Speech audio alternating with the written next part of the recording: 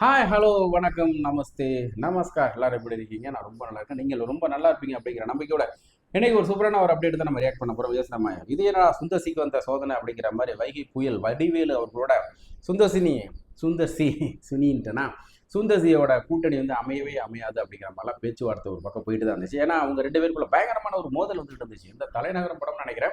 So இவர் வந்து ஓவரா ஏதோ பண்ணிட்டு இருக்கிற மாதிரி சேட்டெல்லாம் நிறைய பண்ணியிருக்காரு அப்படின்ட்டு வைகை புயல் வடிவேல கிளிக்காதவங்களே கிடையாது. யூடியூப்பை எல்லாரும் பார்த்து ரசிக்கிறவங்களுக்கு கண்டிப்பாக தெரியும் வைகை புயல் வடிவேலு எப்போ ஏற்பட்ட அப்படிங்கிற மாதிரி தான். பட் என்னதான் இருந்தாலும் அது தனிப்பட்ட ஆன் ஸ்கிரீன் இல்லாமல் ஆஃப் ஸ்கிரீனில் தான் அவரோட கேரக்டர்ஸ் பேசப்படும். ஆன் ஸ்கிரீன் வரும்போது அவருடைய அந்த ஆக்டிங், அவரோட பாடி லாங்குவேஜ், அவரோட டெலிவரி டைம் வேற லெவலில் இருக்கும். தமிழக மக்கள் இன்னைக்கும் அப்பப்போ சிரிச்சுட்டு இருக்கோம் அப்படின்னா அது அவரோட காமெடி சென்ஸ் அப்படின்னு தான் நம்ம சொல்லி ஆகணும். இப்போ இருக்கிற ஜென்ரேஷன், இதுக்கு முன்னாடி நிறைய பேர் இருந்தாங்க. பட் இப்போ இருக்கிற ஜென்ரேஷன் மக்களுக்கெல்லாம் வைகை புயல் வடிவேலு திரையில் வந்துட்டு அவரோட காமெடி சென்ஸ் பழைய சீன்ஸ்லாம் பார்த்தோன்னா சிரிக்காமல் ஒரு செகண்ட் கூட நம்மளால் இருக்க முடியாது. நம்மளை சிரிக்க வைக்கிறதுல அவர் மிகப்பெரிய ஒரு பங்கு வகித்துட்டு தான் இருக்கிறாருன்னு நினைக்கிறேன். அதை விட ரொம்ப பெரிய ஒரு விஷயம் அப்படின்னு பார்த்தீங்கன்னா மீம்ஸ் கிரியேட்டர்லாம் இன்றைக்கி நிறைய பேர் வாழ வச்சுட்டு இருக்குது நம்ம வைகை புயல் வடிவேலு அப்படிங்கிறதுல எந்த விதமான அப்ஜெக்ஷன் இல்லை. அப்படிங்கிறதுனால இந்த கேங்கர்ஸ் படம் மறுபடியும் ரொம்ப நாள் கழிச்சு ரெண்டு பேர் ஜாயின் பண்ணியிருக்கிறாங்க. பண்ணவே மாட்டாங்க அப்படின்னு சொல்லிட்டு இருந்தாங்க. அப்படியே தான் நாங்களும் பண்ணுறோடா அப்படிங்கிற மாதிரி ஏதோ சமரசெல்லாம் பேசி ஒரு வழியாக ஒரு படம் பண்ணிட்டாங்க. எந்த படத்தோட ட்ரெய்லர் நம்ம பார்க்க போகிறோம், பார்த்து வந்துருமா? ரொம்ப நேரம் பேசிட்டேன்ல, ரொம்ப டயர்டாக இருக்கு, வாங்க போய் பார்த்து வந்துருவோம். போடுறா கம்ப்யூட்டர் ஜி. 1 2 3 ஆக்ஷன்.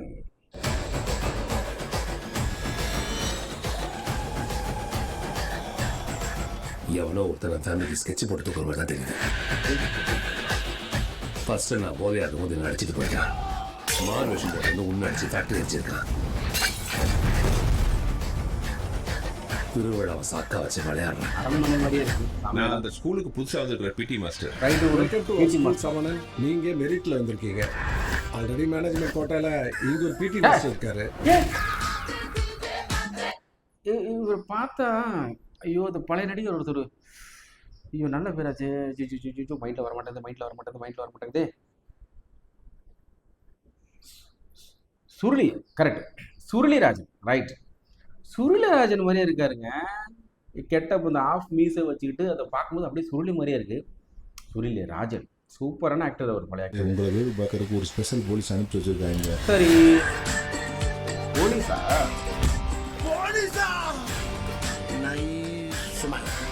அப்படியே இருக்காருங்க.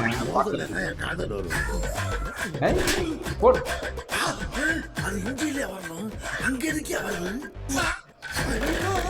எத்தனை தடவை சார் சொல்றது? முகத்தை ஃபுல்லா மூடிட்டு ஒரு ஆள் வந்து அடிக்க ஆரம்பிச்சிட்டான். சுஜி, அவனுக்கு என்ன மாதிரி கர்லிங் ஹேர் கிடையாது. நீ தான் அடிச்ச, நீயே சொல்ல நம்ப மாட்டேன். ஏன்னா நீ ஒரு டோமர் எனக்கு தெரியும். டோமரா? என்ன வார்த்தை இது டோமர்? 3 வருஷமா கொள்ளையடிச்சு பணத்தையும் சேர்த்து வச்சிருக்காங்க. அந்த 100 கோடி ரூபாயை நான் அவன்கிட்ட அடிக்க போறேன். அதுக்கு தான் உதவி தேவை.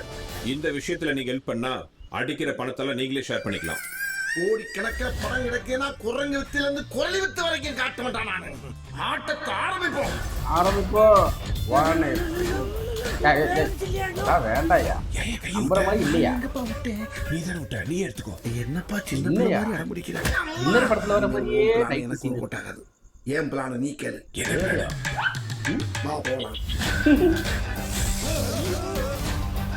வாங்க போகுது. அப்ப இனிமே நம்ம எல்லாரும் ஒரே கேங்ஸ்டர் தானே ஒரிஜினல் வார்த்தை. அதான் ஏற்கனவே இருக்குல்ல. இப்ப புதுசா ஒண்ணு ஓபன் பண்ணிருக்கான். ஓயா, ஏற்கனவே கேங்ஸ்டர் இருக்கும்போது கேங்கர் சுத்தே கூடாது. ஹாய், ஜடா கட்டி ஏறிக்கிட்டு இருப்பேன். இதுல எப்படி ரிஸ்க் எடுக்க முடியும்? முடியாதுங்கிற வார்த்தைய நாம முடிப்போம். மாட்டுனா முடிய வெட்டுற மாதிரி தலையை வெட்டி முண்டமாக்கி விட்டுறாங்க. ஆபரேஷன் சிங்காரம்னா சும்மாவா? அண்ணே, சார் தான் சார்லஸ். கை எங்க இருக்கு? மூஞ்சி மட்டும் வயசா இருக்கு. அது கலத்துக்கு கீழே யோகா பண்றாங்க. ஓகே, கழுத்துக்கு கீழே யோகா பண்ணுறாராம். என்ன நக்கலை பார்த்தீங்களா தலைவருக்கு? Okay, super. எப்படி சூப்பராக இருக்குல்ல? ஸோ ரொம்ப நாள் கழிச்சு திரும்ப அந்த கூட்டணி வரும் நம்ம எதிர்பார்க்கவே இல்லை. ஏன்னா யூஸ்வலாக வந்து நம்ம இவங்க 2 பேர் கூட்டணி வந்து வின்னர் படம் வந்து வேற லெவலான ஹிட்டு. பட் இருந்தாலும் அந்த படம் ஒரு வகையில் ஃபெயிலியர். காரணம் என்னன்னா சேம் டைமில் வந்து ஜெயம்னு ஒரு படம் வந்துச்சு. ஜெயத்தோட அந்த கிளைமேக்ஸும் இந்த வின்னரோட கிளைமேக்ஸும் சேம் ஒரே மாதிரி இருக்கும். ஸோ அது எப்படி கோ இன்சிடென்ட்டில் எடுத்தாங்களா அப்படி எடுக்கிறது வாய்ப்பே கிடையாது. ஏதோ ஒரு ஸ்கிரிப்டோட கிளைமேக்ஸ் தெரிஞ்சது இன்னொருத்தங்க அதை காப்பி பண்ண மாதிரி தான் இருக்கும், பச்சையாக தெரியும். ஸோ அந்த மாதிரி இருந்தனால அந்த படம் ஃபெயிலியர். பட் இருந்தாலும் அந்த காமெடி மட்டும் என்னை விட நினச்சி நிற்கிது. அதில் வந்து மாற்றுக்கருத்து சொல்ல முடியாது. நம்ம சுந்தர் சி சாரோட அந்த ஸ்கிரிப்ட் ரைட்டிங்கில் வந்து காமெடி சென்ஸு வேற லெவல் பூந்து விளையாடும். அதில் உயிரோட்டம் கொடுக்குறது நம்ம வைகை புயல் வடிவேலு அவர் தான். ஸோ அவர் வந்து எவ்வளோதோ நெகட்டிவிட்டிஸ் நிறைய அவரை பற்றி அங்கங்கே நிறைய சொன்னாலும், பட் ஒரிஜினலாக வந்து அவர் திரையில் ஆஃப் ஸ்க்ரீன் என்ன வேணாலும் இருந்துட்டு போட்டுமே, ஆன் ஸ்க்ரீன் அப்படின்னு பார்க்கும்போது அவருடைய லெஜெண்டு தானே, அது நம்ம ஒத்துக்கிட்டு தான் ஆகணும். அவரோட பாடி லாங்குவேஜ் வேற எவனுக்குமே முடியாது. என்னதான் ஒரு சின்ன விஷயமா இருந்தாலும் அந்த பாடி லாங்குவேஜ் நம்மள சிரிக்க வச்சிருவார். அந்த மாதிரியான ஒரு திறமையான ஒரு ஆக்டர் அவர். ஸோ அவரை வந்து நம்ம ரொம்ப மிஸ் பண்ணிட்டு இருந்தோம். கிட்டத்தட்ட ஒரு 10 வருஷம் வந்து அவர் ரெட் கார்டு வேற வாங்கிட்டு படத்தில் எதுவும் பண்ணாமல் இருந்தார். இப்போ தான் அப்பப்போ ஒரு படத்தை வெளில வந்திருந்தார். அந்த படம் பெரிய பேசு பொருளாக இல்லை, காமெடி ஒன்று ஒர்க் அவுட் ஆகலை. அப்படின்னாலும் அவரை பற்றி நிறைய நெகட்டிவிட்டி நிறைய பரவிட்டே இருக்கும்போது அவர் மேலே ஒரு பேட் இமேஜ் கிரியேட் ஆகிட்டே இருந்துச்சு. பட் அது பர்சனல் லைஃப், அதுக்குள்ளே நம்ம போக வேணாம். பட் நம்மளோட வியூவராக அவர் நமக்கு ஒரு ஒரு கிரியேட்டராக அவர் ஒரு எப்படி சொல்கிறது, அவர் ஒரு நடிகர் இல்லையா. ஸோ நடிகர், அதுக்கு ஏதோ நல்ல வார்த்தை டக்குன்னு எனக்கு வாயில் வர மாட்டாது. ஸோ அவராக வச்சு பார்க்கும்போது நம்மளோட வியூவராக எனக்கு ரொம்ப பிடிக்கும் வடிவேலு. அவர் வந்து இன்னை வரலும் தமிழ்நாட்டு மக்களை எல்லா துறையிலையும் வந்து அங்கங்கே அப்பப்போ சிரிச்சுக்கிட்டு சந்தோஷமாக இருக்கிறதுக்கு காரணம் அவர் தான் அப்படிங்கிறது மாற்று கருத்தையும் சொல்ல முடியாது. பழைய நடிகர்கள் நிறைய பேர் இருந்தாலும் இன்றைக்கி இருக்கிற காலகட்டத்தில் அவருடைய மீம்ஸு அவருடைய விஷயங்கள் பார்க்க அவ்வளோ சந்தோஷத்தை கொடுக்கும். ஸோ நம்ம தமிழ்நாட்டு மக்கள் எந்த அளவுக்கு சிரித்து சந்தோஷமாக வராங்களோ அதை விட ரொம்ப ஒரு நிறைய பேருக்கு ஒரு வாழ்க்கை கொடுக்குறாங்க அப்படின்னா அது மீம்ஸ் கிரியேட்டர்.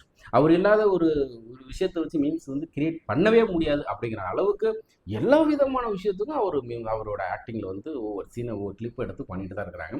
ஸோ அந்த வகையில் அவங்களுக்குள்ள மிகப்பெரிய ஒரு வாக்கை கொடுத்துட்டு தான் இருக்காங்க. நம்மளை விட அவங்க தான் ரொம்ப நன்றி கடன் பட்டிருக்கோம் அவங்களுக்கு இல்லையா. ஸோ ஓகே, நம்ம கம்ப்ளீட் பாயிண்ட்.